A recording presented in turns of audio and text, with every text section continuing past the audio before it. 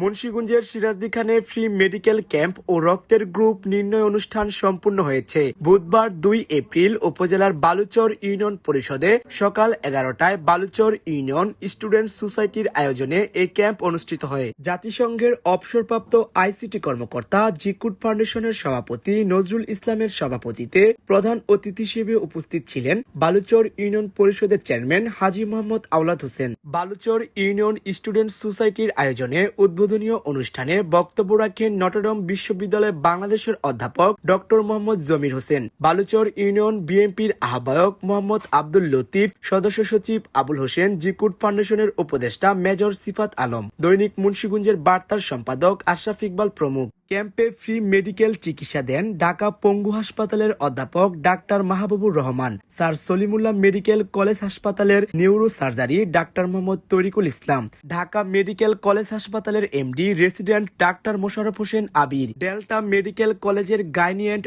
অফস doctor Mohasina Munni, Narayanganj Alhera general হাসপাতালের medical officer doctor Shiuli Akter, Bashundhara Ad-din medical কলেজের lecturer doctor Samir Parvez, Shaheed Suhrawardy medical college হাসপাতালের doctor Saif, MBBS doctor Khalid Mahmud, Dhaka medical college হাসপাতালের burn ইউনিটের doctor Mohammad Shafiqul Islam Shaon, শহীদ Suhrawardy medical college হাসপাতালের PGT doctor Mahmudur Rahman প্রমুখ।